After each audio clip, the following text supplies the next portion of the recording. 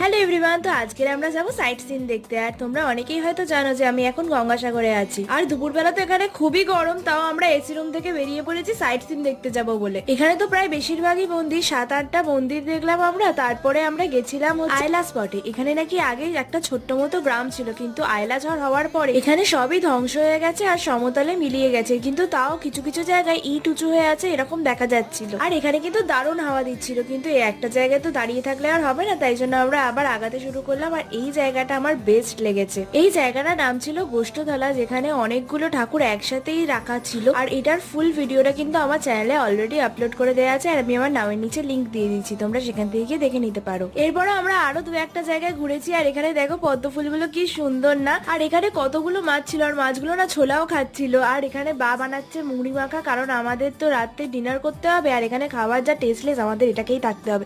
তো চলো tata, new video খুব তাড়াতাড়ি দেখা হচ্ছে।